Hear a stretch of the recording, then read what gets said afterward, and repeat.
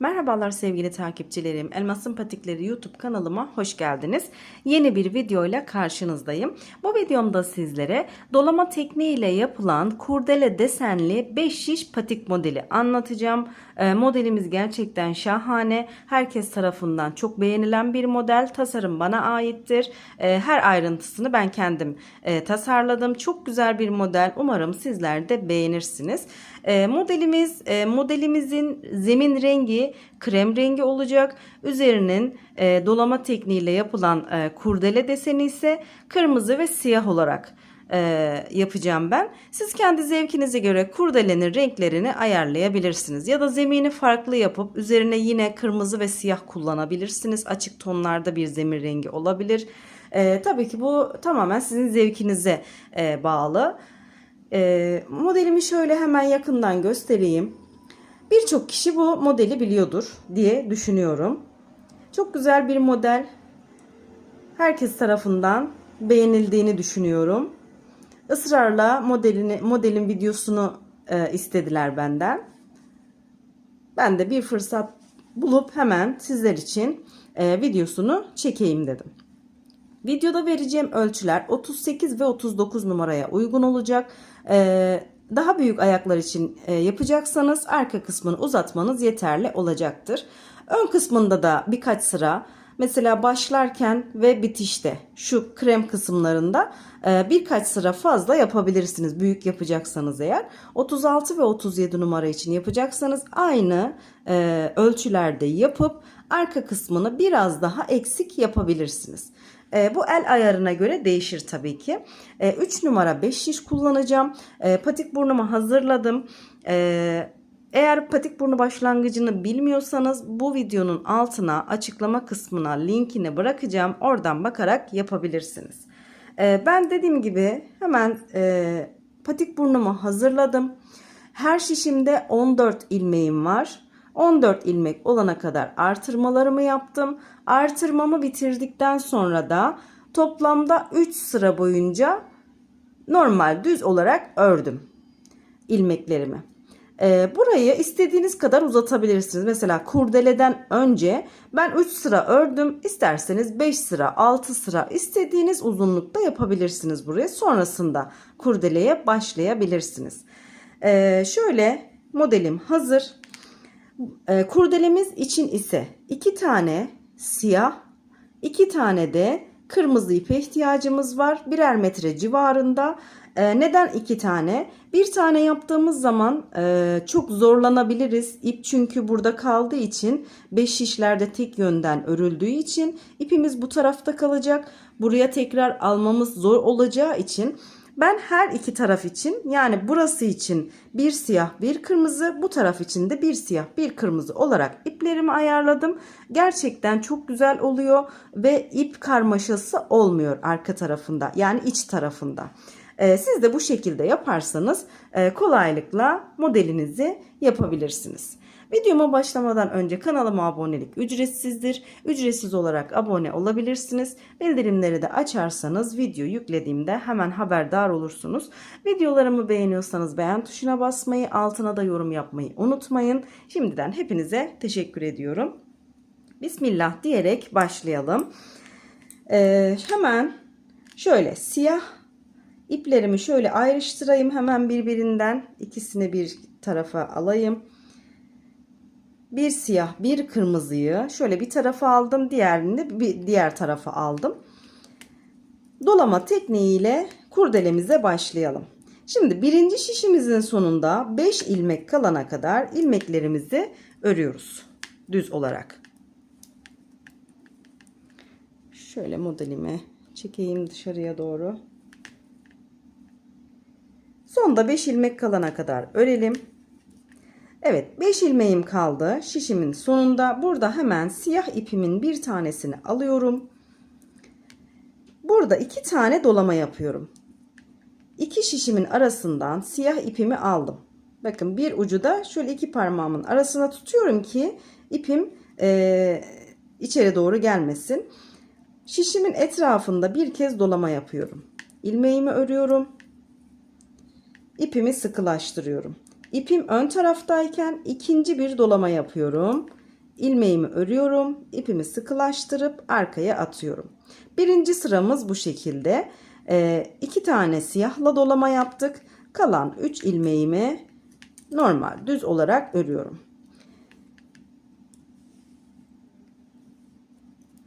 Diğer şişime geçtim. 2 ilmek örüyorum. İkinci şişimden 2 ilmek ördüm. 2 ilmekten sonra diğer kesip hazırlamış olduğum siyah ipimi aldım. Hemen bir sonraki ilmeğe dolama yapıyorum. İlmeğimi örüyorum. İpimi sıkılayıp ön tarafta, ipimiz ön taraftayken ikinci dolamamı yapıyorum. İlmeğimi örüyorum. İpimi sıkılayıp arkaya atıyorum. Bu şekilde 2 tane dolama yaptık. Kalan ilmeklerimi düz bir şekilde örüyorum.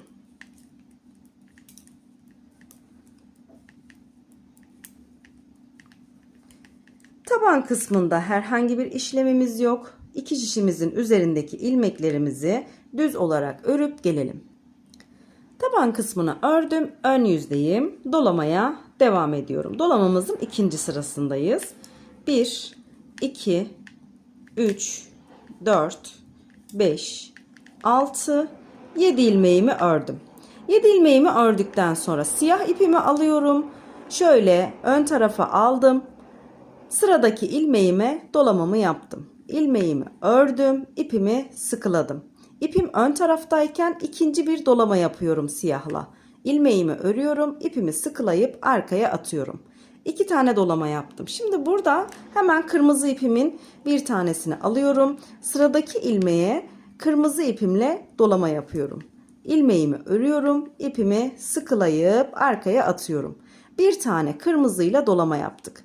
Sıradaki ilmeğime siyah ipimle bir tane dolama yapıyorum. İlmeğimi örüyorum, ipimi sıkılayıp arkaya atıyorum. Bu kurdelenin bir ucu. Kalan 3 ilmeğimi düz olarak örüyorum. İkinci şişimize geçelim. 2 ilmeğimi örüyorum. Burada hemen üçüncü ilmeğe, yani 2 ilmek ördükten sonraki ilmeğe dolama yaptım. İlmeğimi ördüm. İpimi sıkılayıp arkaya attım. Diğer bir kesip hazırlamış olduğum kırmızı ipimi aldım. Sıradaki ilmeğe bir tane dolama yapıyorum kırmızı ipimle. İlmeğimi örüyorum. İpimi sıkılayıp arkaya atıyorum. Siyah ipimi alıyorum hemen. Sonrasında 2 tane dolama yapacağım. Birinciyi yaptım. İlmeğimi ördüm. İpimi sıkıladım. İpim ön taraftayken ikinci dolamamı yaptım. İlmeğimi ördüm. İpimi sıkılayıp arkaya attım. Kalan ilmeklerimi düz bir şekilde örüyorum. Kurdelemizin ikinci sırasını yaptık. Şimdi taban kısmını örelim. Ön yüzde tekrar görüşelim. Taban kısmını ördüm. Ön yüzdeyim. Dolamamızın 3. sırasını yapıyoruz. Yani modelimizin 3. sırasındayız. 1, 2, 3, 4, 5, 6, 7 ilmeğimi ördüm. Siyah ipimi alıyorum. Sıradaki ilmeğime bir tane siyah ipimle dolama yapıyorum. İlmeğimi örüyorum. İpimi sıkılayıp arkaya atıyorum. Kırmızı ipimi alıyorum. Sıradaki ilmeğime dolamamı yaptım kırmızıyla. İlmeğimi ördüm. İpimi sıkıladım. İpim öndeyken ikinci dolamamı yaptım. İlmeğimi ördüm. İpimi sıkıladım. Yine ipim öndeyken üçüncü bir dolama yapıyorum kırmızıyla. İlmeğimi örüyorum. İpimi sıkılayıp arkaya atıyorum. Kırmızıdan sonra siyah ipimi alıyorum. Sıradaki ilmeğe bir tane siyahla dolama yapıyoruz. İlmeğimizi örüp sıkılayıp arkaya atıyoruz. Bu şekilde. Kalan 2 ilmeğimi örüyorum. İkinci şişime geçiyorum. İkinci şişimden bir ilmek ördüm. Sıradaki ilmeğe siyah ipimi alıyorum. Dolamamı yapıyorum. İlmeğimi örüyorum. İpimi sıkılayıp arkaya atıyorum. Bir tane siyahla dolama yaptık. Hemen kırmızı ipimi alıyorum. Burada da 3 tane kırmızıyla yapacağız. Karşı tarafta olduğu gibi Birinciyi yaptım. İpim öndeyken ikinci dolamamı yaptım. İlmeğimi ördüm. İpimi sıkıladım. Üçüncü dolamamı yaptım. İlmeğimi ördüm. İpimi sıkılayıp arkaya şöyle attım. Bir sonraki hemen siyah ipimi alıyorum buradan. Siyah ipimle bir tane dolama yapıyorum sıradaki ilmeğe. 3 kırmızıdan sonra bir tane siyahla dolama yaptım. Kalan ilmeklerimi düz bir şekilde örüyorum. Taban kısmını örüp gelelim. Taban kısmını ördüm. Ön yüzdeyim. Kurdelemizin 4. sırasındayız. 1, 2, 3, 4, 5, 6, 7, 8 ilmek örüyorum. Krem ipimle sıradaki ilmeğime siyah ipimi alarak bir tane dolama yapıyorum. İlmeğimi örüyorum, ipimi sıkılayıp arkaya atıyorum. Sonrasında kırmızı ipimi alıyorum, 2 tane dolama yapacağım. Birinciyi yaptım, ilmeğimi ördüm, ipimi sıkıladım. İpim öndeyken ikinci dolamamı yapıyorum. İlmeğimi örüyorum, ipimi sıkılayıp arkaya atıyorum. Kırmızıyla 2 tane dolama yaptık. Sıradaki ilmeğe bir tane siyahla dolama yapıyoruz. İlmeğimizi örüyoruz, ipimizi sıkılayıp arkaya atıyoruz. Bu şekilde. Kalan 2 ilmeğimi örüyorum. İkinci şişime geçiyorum. Bir ilmek ördüm. Sıradaki ilmeğe siyah ipimle dolama yapıyorum. Bir tane dolama yapıyorum. İpimi sıkılayıp arkaya attım. Kırmızı ipimi aldım. 2 tane dolama yapıyorum. Arka arkaya. Birinciyi yaptım. İpimi sıkıladım. İpim öndeyken ikinci dolamamı yaptım. İlmeğimi ördüm. İpimi sıkılayıp arkaya attım. Kırmızıdan sonra siyahı alıyorum. Bir tane de siyahla dolamamı yapıp ipimi sıkılayıp arkaya attım. Kalan ilmeklerimi düz bir şekilde örüyorum.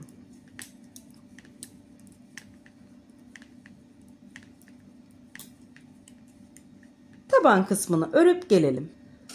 Taban kısmını ördük. Kurdelemizin 5. sırasındayız. Başlayalım. Kremle örüyoruz. 1, 2, 3, 4, 5, 6, 7, 8, 9 ilmeğimi ördüm. 9 ilmekten sonra siyah ipimi alıyorum. Sıradaki ilmeğime bir tane dolama yapıyorum. İlmeğimi örüyorum. İpimi sıkılayıp arkaya atıyorum. Kırmızı ipimi alıyorum. Hemen şöyle alayım. 2 tane dolama yapacağım kırmızıyla. Birinciyi yaptım. İpimi sıkıladım. İkinciyi yaptım. İlmeğimi ördüm. İpimi sıkılayıp arkaya attım. Sıradaki ilmeğe siyahla dolama yapıyorum. Bir tane.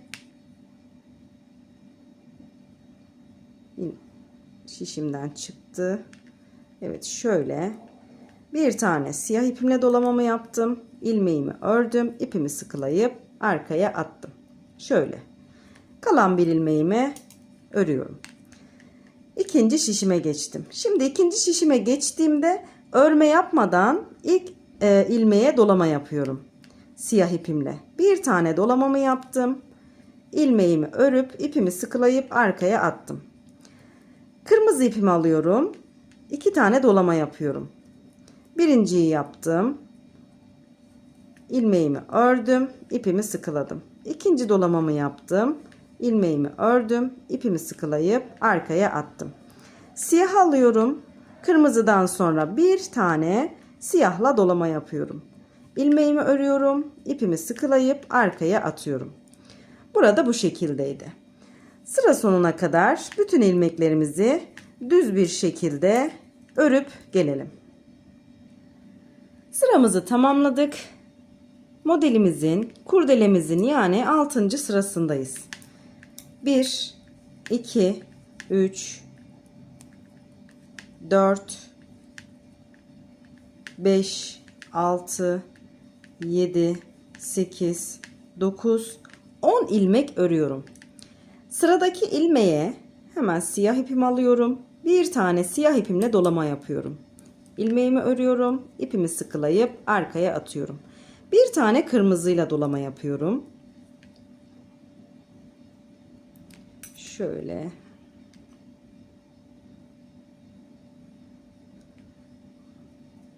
Kırmızıyı şöyle alayım. Bir tane kırmızıyla dolamamı yaptım. İpimi sıkılayıp arkaya attım. Bir tane de tekrar siyahla dolama yapıyorum. İlmeğimi örüyorum. İpimi sıkılayıp arkaya atıyorum. Kalan bir ilmeğimi örüyorum. İkinci şişime geçtim. Yine hemen ilk ilmeğime siyah ipimle bir tane dolama yapıyorum. İlmeğimi örüyorum. İpimi sıkılayıp arkaya atıyorum. Burada da yine aynı şekilde bir siyah, bir kırmızı, bir siyah dolama yapıyoruz. Kırmızıyı yaptım. İpimi sıkılayıp arkaya attım. Siyah ipimi alıyorum. Bir tane daha siyahla yapıyorum. İlmeğimi örüyorum. İpimi sıkılayıp arkaya atıyorum. Görünümü böyle. Sıra sonuna kadar kalan ilmeklerimizi düz bir şekilde örüyoruz. Sıramı tamamladım. Modelimize devam ediyoruz. Bu sanırım 7. sıramız olacak. 1, 2, 3, 4, 5, 6, 7 ilmeğimi ördüm. Siyah ipimi alıyorum. Bu sıramızda sadece siyahla dolama yapacağız. 6 ilmek arka arkaya dolama yapıyoruz. Şimdi birinciyi yaptım. İlmeğimi ördüm. İpimi sıkıladım. İpim öndeyken ikinciyi yaptım. İlmeğimi ördüm. İpim öndeyken üçüncü dolamamı yaptım. İlmeğimi ördüm. Sıkıladım. Böylelikle 6 tane dolama yapıyoruz. Dördüncü dolamamı yaptım. Beşinci dolama.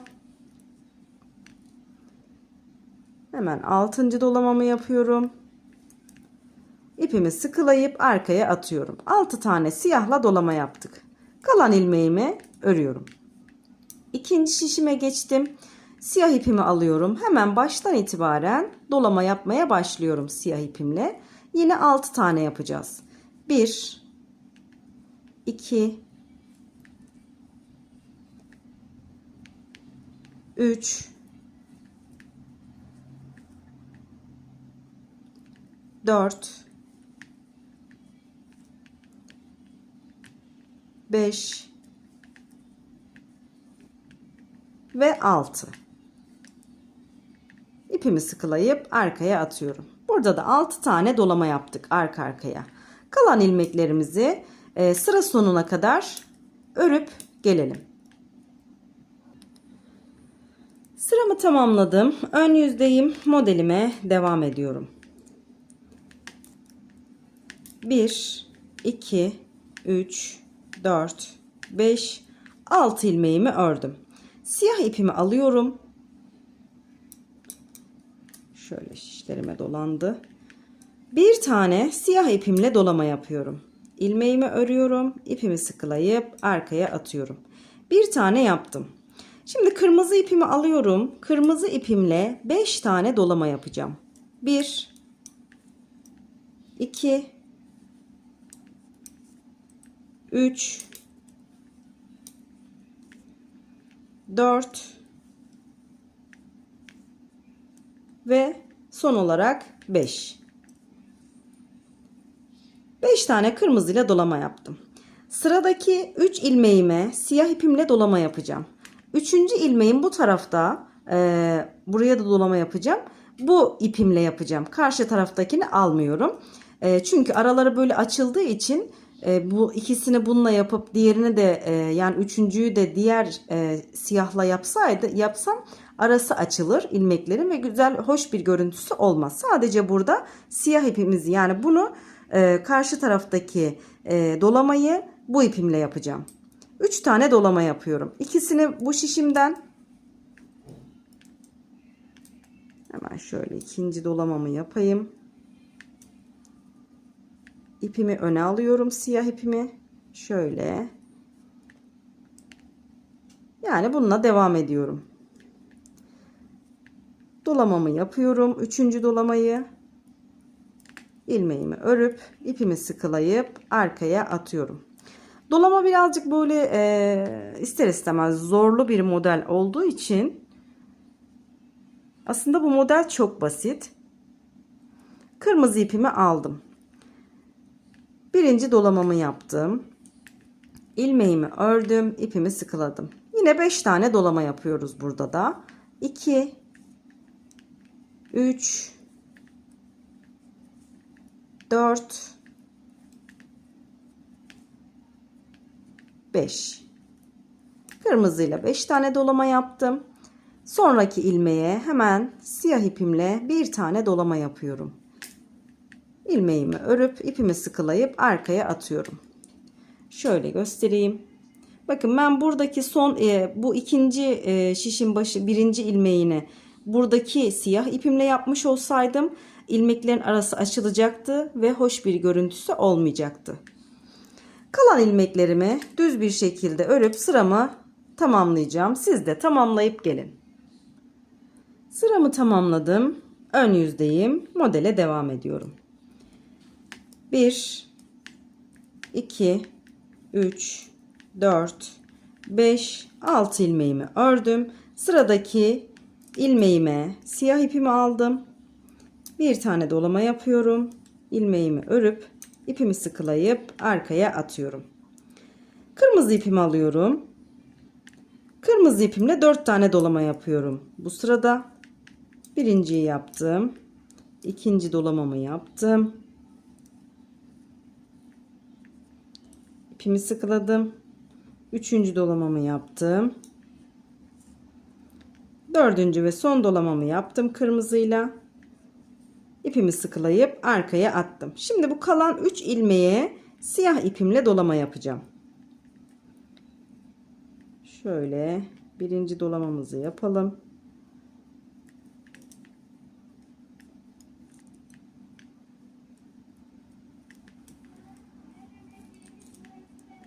Üçüncü dolamamı yapıyorum.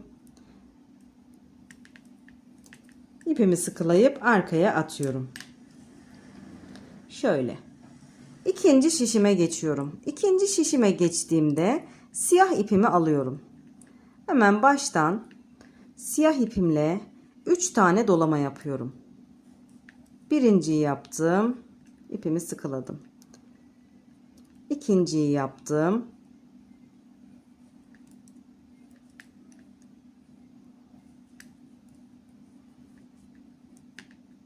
Üçüncü ve son dolamayı yaptım. İpimi sıkılayıp arkaya attım. Kırmızı ipimi alıyorum burada. Kırmızı ipimle 3 tane dolama yapacağım. 1 2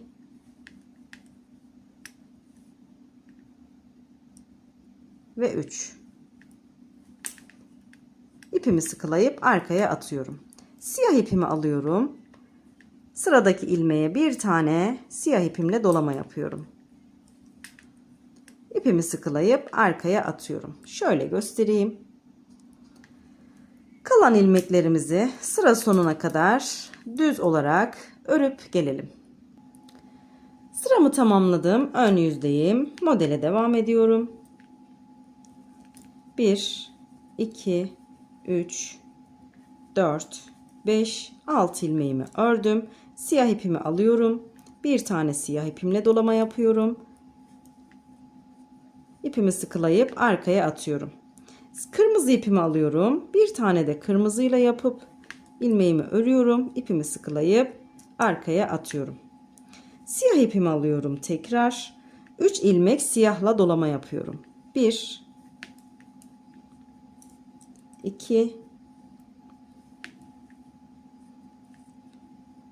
3. İpimi sıkılayıp arkaya attım. Kırmızı ipimi aldım. Bir tane kırmızıyla yapıyorum.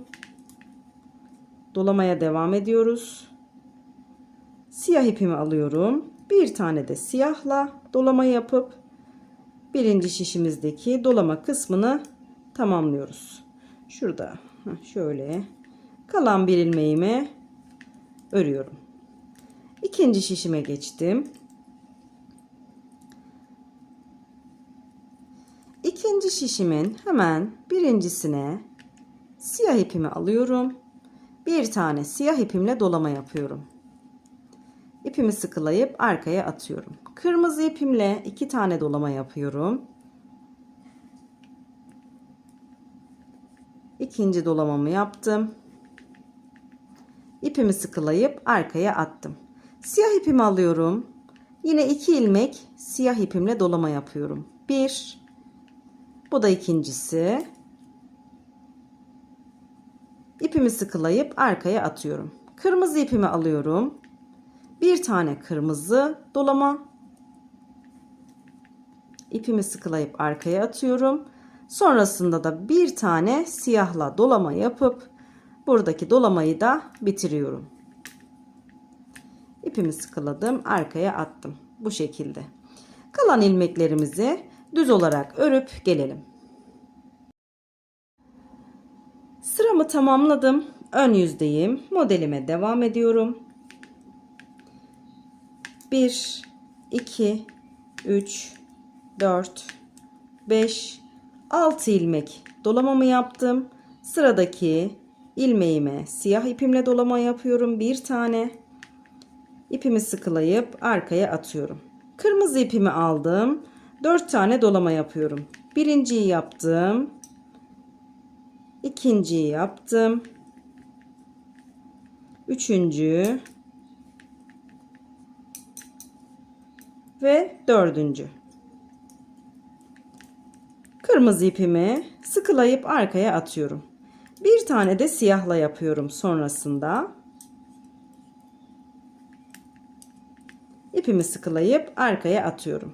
Kalan 2 ilmeğimi örüyorum. Geçelim ikinci şişimize. İkinci şişimizden bir tane ilmek örüyoruz. Siyah ipimizi alıyoruz. Bir tane siyahla dolama yapıyoruz. İpimizi sıkılayıp arkaya atalım. Kırmızıyla yine 4 tane dolama yapıyoruz. 1, 2, 3,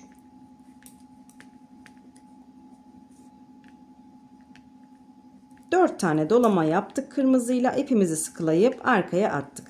Siyah ipimi alıyorum. Bir tane de siyahla dolama yapıp burayı tamamlamış oluyorum. Şöyle göstereyim. Kurdelemiz bitmek üzere, son 2 sırası kaldı.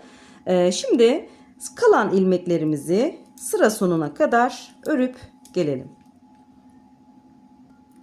Sıramı tamamladım. Ön yüzdeyim. 1, 2, 3, 4, 5, 6 ilmeğimi ördüm. Hemen siyah ipimi alıyorum. Bir tane siyah ipimle dolama yapıyorum. İpimi sıkılayıp arkaya atıyorum. Kırmızı ipimi alıyorum. Kırmızıyla 2 tane yapıyorum. Birinciyi yaptım. İkinci dolamamı yaptım. İpimi sıkılayıp arkaya attım. Siyah ipimle 2 tane dolama yapıyorum burada.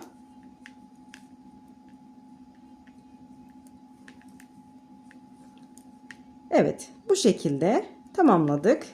Kalan 3 ilmeğimi örüyorum.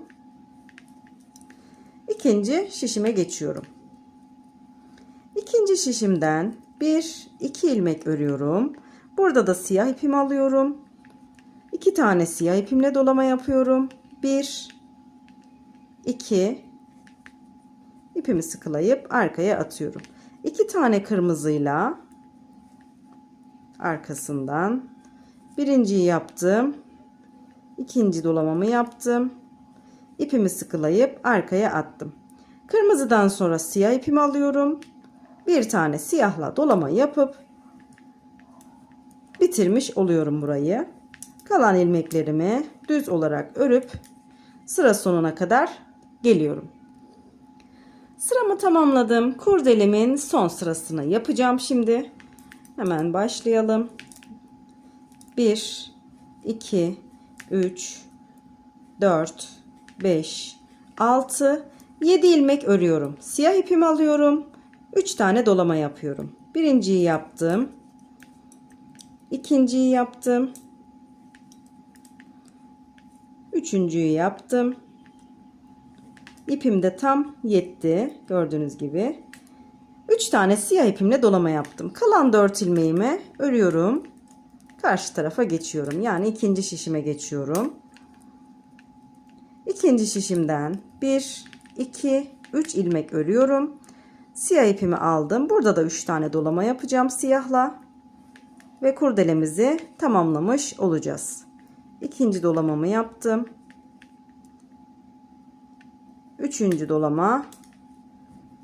Ve böylelikle kurdelemizi tamamlamış olduk. Kalan ilmeklerimizi sıra sonuna kadar örüp gelelim. Sıramızı tamamladık ve kurdelemiz de bitmiş oldu. Görünümü böyle. Umarım sizler için kolay bir model olmuştur.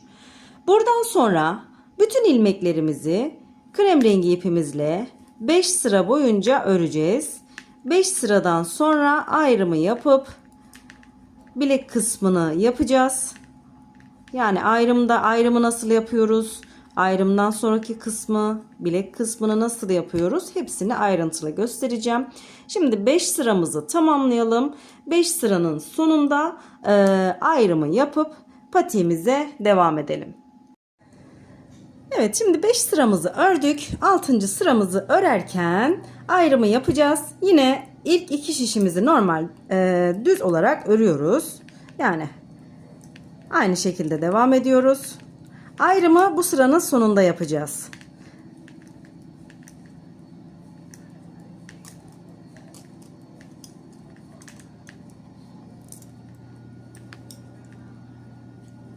Bu sıramızı da örelim. Sıra sonuna kadar. Şimdi yine dediğim gibi burayı 5 sıra dedim ama 6. sırada arkayı dolanıp yani baştan başlayıp bir sıra daha örüyoruz. Birinci sıranın sonunda öndeki ilmeklerimizi bir şişin üzerine alacağız. Sonrasında buradan geriye dönüp devam edeceğiz. Biz şimdi şöyle bu ilmeklerimizi örelim, tabanı da örelim. Başlangıca kadar tekrar gelelim, orada bekleyelim. 6. sıramı sıra sonuna kadar geldim. Şimdi bakın 5. şişimi bırakıyorum. Burası normalde bizim başlangıç şişimiz, yani birinci şişimiz. Ne yapıyorum? Buradan geldim 4. şişimdeki şişimle birinci şişimle bu şekilde öreceğim. Yani buradan 7 ilmek daha örüp bu şişimin üzerine alacağım. 1, 2, 3, 4, 5, 6, 7 ilmeğimi örüp arkadaki yani tabandaki şişimin üzerine aldım. Şimdi burada 7 ilmeğim kaldı. Diğer şişimden de şöyle ön taraftaki bu ikinci şişimiz. Buradan da 7 ilmeği bu şişimin üzerine alıyorum. 1, 2, 3, 4, 5, 6, 7. 7 ilmeğimi aldım. Toplamda 14 ilmeğim oldu. Bu ön kısımdaki ilmeğimiz bu şişin üzerinde kalacak. Eğer ben şişin üzerinde böyle öremem, elime takılır derseniz 14 ilmeği bir iğne iplik yardımıyla ipin üzerine alabilirsiniz. Ya da bir tığ yardımıyla ipin üzerine alabilirsiniz bu 14 ilmeği. Şimdi burada kalan 7 ilmeği de arkadaki taban kısmındaki bu şişimin üzerine alıyorum. Hemen şöyle aktarayım burayı. 7 ilmeğimi de buraya alıyorum.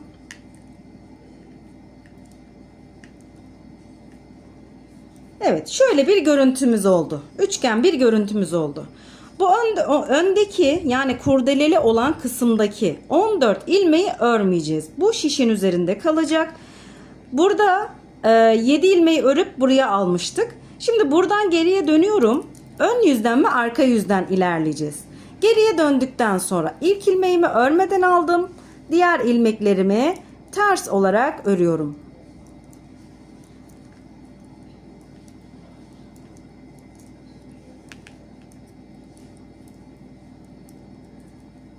Sadece iki şişimin üzerindeki ilmekleri öreceğim. Ön yüzden düz, arka yüzden ters olarak öreceğim ilmeklerimi. Topuğa kadar belli bir sayıda öreceğiz.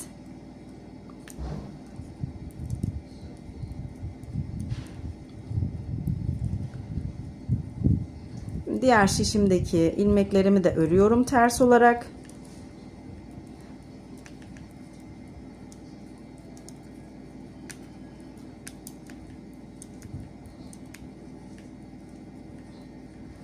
İlmeğimi ördüm. Buradan geriye dönüyorum. Geriye döndükten sonra yine ilk ilmeğimi örmeden alıyorum. Şöyle hemen teli takıldı. İlk ilmeğimi örmeden aldım. Diğer ilmeklerimi ön yüzde olduğum için düz olarak örüyorum. Bu şekilde iki şişimin üzerindeki ilmekleri, yani şöyle göstereyim, şu kısmı, burayı toplamda 34 sıra olacak şekilde örelim. Ön yüzden düz, arka yüzden ters olarak örelim. Yani şu kısmı örmüş oluyoruz. Şu kısmı öreceğiz. Ayrımı yaptık. Buradaki de kurdele kısmındaki ayırdığımız 14 ilmeğimiz şişin üzerinde kalacak. Buradan sonra toplamda 34 sıra boyunca ön yüzden düz, arka yüzden ters olarak öreceğiz. Böyle devam edelim. İstediğiniz uzunlukta yapabilirsiniz burayı. 36, 38, 40, bu şekilde 40 sıra olarak yapabilirsiniz. Kenardan sonrasında ilmek çıkaracağımız için yanlar, ilk ilmekleri örmeden alıyoruz. Bakın şu kenardaki ilmeklerimizden ilmek çıkarıp bilek kısmını yapacağız. Şu haroşalı kısmı yapacağız. Böyle devam edelim. İki şişimizin üzerindeki ilmekleri 34 sıra olana kadar örelim. Sonrasında topuğu örmek üzere tekrar görüşelim. Evet, 34 sıramı tamamladım. Şu kenardaki ilmeklerimizi saydığımızda, gördüğünüz gibi şunları saydığımızda toplamda 17 tane olacak. Çünkü buralardan ilmek çıkaracağız bilek kısmı için. İlmeklerimi tek şişin üzerine aldım. Topuğa geçiyoruz. İlk 14 ilmeğimizi örüyoruz. 2, 3, 4, 5, 6, 7, 8, 9, 10, 11, 12, 13, 14 ilmeğimi ördüm. Sonraki iki ilmeği ikisini birlikte alarak kesiyorum. Kestiğim ilmekle birlikte sayıyorum. Bu birinci ilmeğim. 2, 3, 4, 5, 6, 7, 8, 9, 10, 11. 11 ilmeğimi ördüm. Sonraki iki ilmeği ikisini birlikte alarak kesiyorum. Bu da 12. ilmeğim oldu.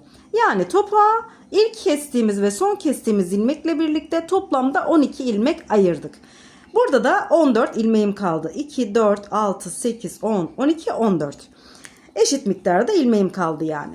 Geriye döndüm. İlk ilmeğimi örmeden aldım. 1, 2, 3, 4, 5, 6, 7, 8, 9, 10, 11 ilmeğimi ördüm. 12. ile bir sonraki ilmeği ters olarak kestim. Geriye döndüm. Yine ilk ilmeğimi örmeden alıyorum. 1, 2, 3, 4, 5, 6, 7, 8, 9, 10, 11 ilmeğimi örüyorum. 12. ile bir sonrakini kesiyorum. Geriye döndüm. Yine ilk ilmeğimi örmeden aldım. Diğer ilmeklerimi ters olarak örüyorum. 12. ilmeğime kadar. Araları bakın bu şekilde açılıyor. 11 ilmeğimizi örüyoruz. 12. ilmeğimizle bir sonraki ilmeği ikisini ters olarak kesiyoruz. Böyle devam edelim topuk kısmını kesmeye. Birer birer ilmeklerimizi keseceğiz. Şişimizin sonunda 2 ilmek kalacak burada. Burada da 2 ilmek sanırım kalacak ya da 3 kalabilir. Yani burada 2 ilmek kalana kadar ilmeklerimizi birer birer kesmeye devam edelim. Topuğumuzu kestik. Bu şekilde yukarıya doğru çıktık. Burada 2 ilmek, burada da 3 ilmek kaldı. Şimdi ilmeklerimizi yine normal düz örüyoruz. 11 ilmeğimi örüyorum. 12. ile bir sonrakini kesiyorum. Burada da 2 ilmeğim kaldı. Geriye döndüm. Yine ters olarak örmeye devam ediyorum. Ön yüzden düz, arka yüzden ters olarak örüyorum.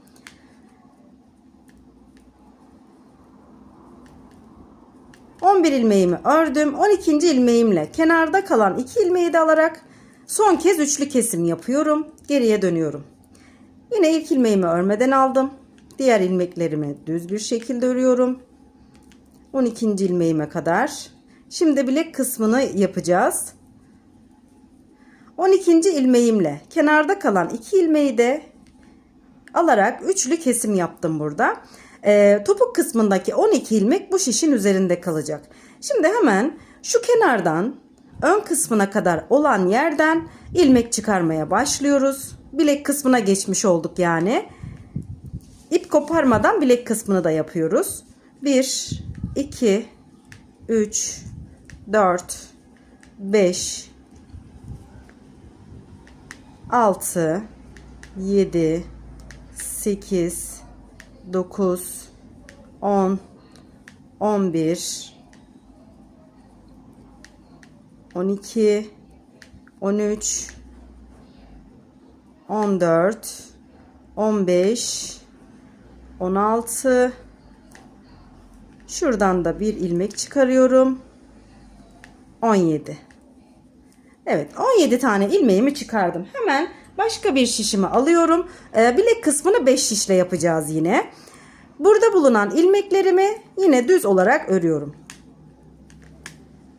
Şu iki şişin arasındaki, hemen şöyle göstereyim tekrar. Bakın, buradan buraya geçiş yaptığımız için burayı biraz sıkılayalım ki iki ilmeğin arası açılmasın. 14 ilmeğimi düz olarak örüyorum.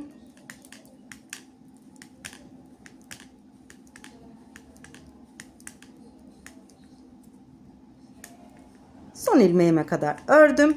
Şimdi diğer bir şişimi alıyorum. Bu taraftan ilmek çıkaracağım. Yalnız buradan ilmek çıkartırken burayı örüp geldiğimiz için burası biraz yükseliyor ve arası bu şekilde açık oluyor. Ne yapacağız burada? Hemen şöyle bir tığ yardımıyla da yapabiliriz. Şöyle yakından göstereyim. Bakın, şu teli alıyorum. Şurayı. Bir de şuraya batıyorum. Bakın böyle.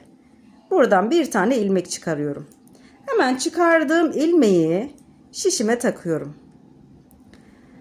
Taktıktan sonra hemen yanındaki yuvaya, bakın şurası bir yuva. Buradan da ilmeğimi çıkarıyorum. Devam ediyorum sıradaki yuvalardan ilmek çıkarmaya. Biraz da böyle çıkartırken sıkılıyorum ki bu ilmeklerin arası açık olmasın, burası delik olmasın. Burada yalnız bir tane ilmek fazla olacak. O da şurada çıkardığımız ilmek fazla oluyor. 3, 4, 5, 6, 7, 8, 9,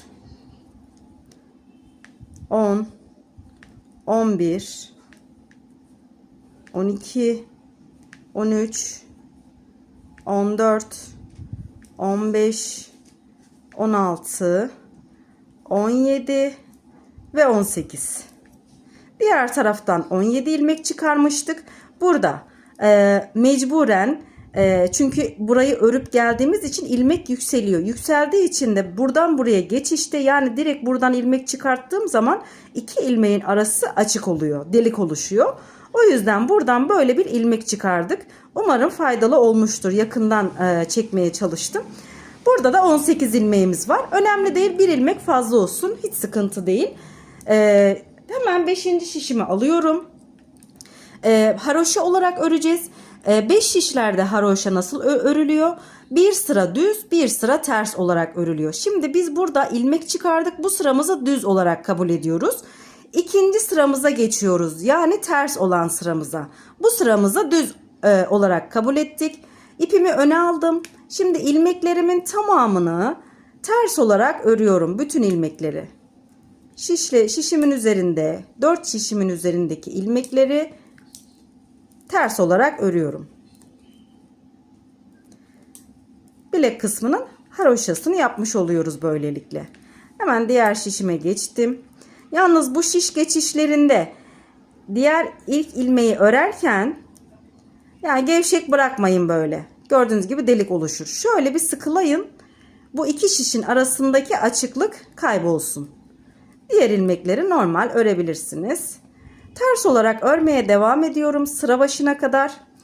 Şöyle göstereyim. Şimdi ben burayı öreceğim. Ön ve diğer tarafı öreceğim. Bizim başlangıç ve bitiş noktamız burası. Gördüğünüz gibi bakın topuk kısmındaki. Topuğun hemen şurası. Burası başlangıç ve bitişimiz. Buraya kadar ilmeklerimizi ters olarak örüp gelelim. Ters sıramı tamamladım. Bakın bir diş haroşamız oldu. Başlangıçtayım. Bir sıra düz öreceğim. Yalnız bu sıramızda ön kısımda bir burada, bir de burada. Birer tane kesim yapacağız. Şöyle ilmeklerimizi bu sıramızda düz olarak örüyoruz. Düz olarak örerken kesme işlemi yapıyoruz. Buradaki ilmeklerimi ördüm. Şimdi buradaki ilmeklerimi son ilmeğe kadar düz olarak örüp gelelim.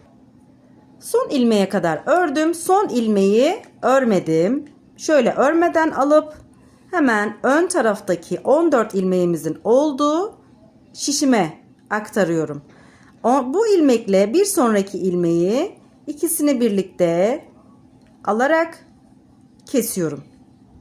Bir tane burada kesimimizi yaptık. Şimdi bir de burada yapacağız. Şişimizin sonundaki ilmeğimizi son ilmeğe kadar örelim düz olarak. Son ilmeği örmeden alıp diğer şişime aktarıyorum. Bu şişimin üzerinde kalacak. Bir buradan bir de buradan eksilttik. Şişimizde 12 ilmek kaldı. Şimdi aktardığımız ilmeği bu şişin üzerinde keseceğiz. Bakın aktardığımız ilmek bu. Bir sonraki ilmekle birlikte kesiyorum ve düz örmeye devam ediyorum.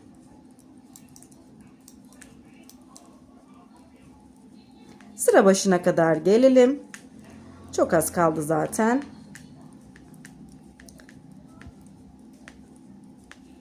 Evet, sıramızı tamamladık. Düz sıramızı. Bir sonraki sıramıza geçiyoruz. Burada ipimizi öne alıyoruz. Bir sıra boyunca ters olarak örüyoruz. Kesme işlemi yapmıyoruz. Şimdi şişlerimizde bulunan ilmeklerin tamamını ters olarak örelim. Yine sıra başına kadar gelelim. Ters sıramı tamamladım. 2 diş haroşam oldu. Şimdi başlangıç noktasındayım. Bu sırada bütün ilmeklerimi düz olarak öreceğim. Yalnız yine ön kısımda birer tane daha ilmek keseceğim. Buradaki ilmeklerimi düz olarak örüyorum.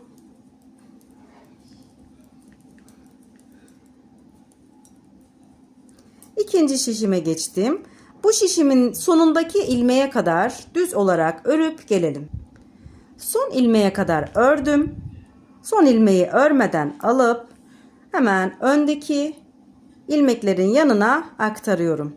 Bu ilmekle bir sonraki ilmeği kesip bu şişime alıyorum. Yine öndeki ilmeklerin sonuncusuna kadar ilmeklerimi örüyorum düz olarak.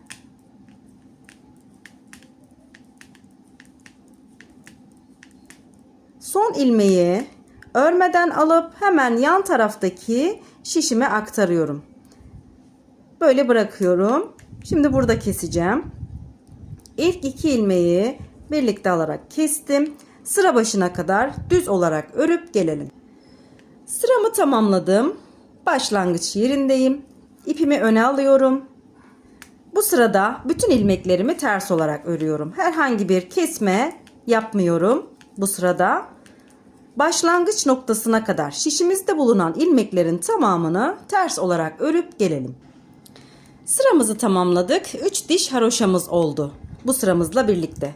Şimdi yine son kez birer tane daha kesim yapacağız. Artık bitecek. Yani buradan 3 ilmek, buradan da 3 ilmek kesmiş olacağız bu sırada kesim yaptıktan sonra. Yine bu şişimdeki ilmekleri düz örüyorum. Hemen yandaki şişimdeki ilmeklerin sonuncusuna kadar, yani buradan başlayıp buradaki sona kadar ilmeklerimizi düz olarak örüp gelelim. Son ilmeğe kadar ilmeklerimi düz olarak ördüm. Son ilmeği örmeden alıp yine öndeki ilmeklerimin yanına aktarıyorum. Sonraki ilmekle birlikte kesip bu şişimi alıyorum. Şimdi buradaki yine son ilmeğe kadar ilmeklerimi örüyorum düz olarak. Bir tane de karşı tarafta keseceğim. Artık bitecek kesme işlemi. İlmeğimi aldım, son ilmeği diğer şişime aktarıp bıraktım. Şişimi aldım. Hemen buradaki ilk iki ilmeği kesiyorum ve ilmeklerimi düz olarak örmeye devam ediyorum sıra sonuna kadar. Bu ilmekleri düz olarak ördükten sonra bir sıra ters örüyoruz. Dördüncü diş haroşamız olacak. Ters sıramızı tamamladıktan sonra sıra başına geldik. Şimdi düz olarak ördük buraya kadar. Bu sıramızda ters olarak örüyoruz. Artık kesme işlemi bitti. Bu sıramızda ters. Sıra başına geldiğimizde bir sıra düz. Yine sıra başına geldiğimizde bir sıra tekrar ters olarak örüyoruz. Yani toplamda bu sırayla birlikte bir ters, bir düz, bir ters sıralarımızı örelim. Sonrasında kesme işlemini birlikte yapalım. Yani 3 sıra öreceğiz bu sıramızda birlikte. Şimdi ters örüyoruz. Başlangıca geldiğimizde bir sıra düz örüyoruz. Sonrasında bir sırada ters örüp sıra başında bekliyoruz. Evet, son sıramızı da ördük. 3 sıra tamamladık. 3 sıranın sonunda bilek kısmında 5 diş haroşamız oldu. Kesme işlemi yapacağız. Kesme işlemini ben bilek kısmı olduğu için örerek kesiyorum. Hemen birinci ve ikinci ilmeğimi örüyorum. Ördükten sonra arkadaki ilmeği öndekinin üzerinden atlatıp bırakıyorum. Bir sonraki ilmeğimi örüyorum. Arkadaki ilmeği öndekinin üzerinden atlatıp bırakıyorum. Yine bir sonrakini örüyorum. Arkadaki ilmeği öndekinin üzerinden atlatıp bırakıyorum. Bu şekilde sıra sonuna kadar kesme işlemini yapıyoruz. Örerek kestiğimizde bu bilek kısmı daha esnek oluyor. Yani normal düz olarak kestiğinizde çok böyle sıkı bir şey oluyor. Yani esneklik payı olmuyor. O yüzden bu şekilde yaptığınızda çok güzel bir sonuç alırsınız. Esnek bir görüntü elde edersiniz ve ayağınıza giyip çıkartırken zorlanmazsınız ve rahat edersiniz. Böyle örerek kesme işlemini sıra sonuna kadar devam ediyoruz. İlmeklerimizin hepsini bu şekilde kesiyoruz. Yavaşça yapıyorum ki siz de rahatlıkla bu şekilde kesin diye. Şimdi şişlerimizde bulunan ilmeklerin tamamını gösterdiğim gibi böyle keselim. Sıra başına geldiğimizde bekleyelim. Evet, şişimde bulunan ilmeklerin tamamını kestim. Esnekliğini göstereyim size. Gördüğünüz gibi örerek kestiğimizde böyle esnek oluyor. Ayağınıza giyip çıkardığınızda kesinlikle bir sorun yaşamazsınız ve rahatlıkla giyip çıkartabilirsiniz. Başlangıca geldik şimdi. Burayı bağlayacağım buraya. Birleştireceğim. İlk kestiğim hemen şu ilmeğin iki teline şöyle battım. Buradan tığım yardımıyla bir ilmek çıkardım. Çıkardığım ilmeği de diğer ilmeğin içerisinden geçirdim. Bir tane de zincir çektim. Hemen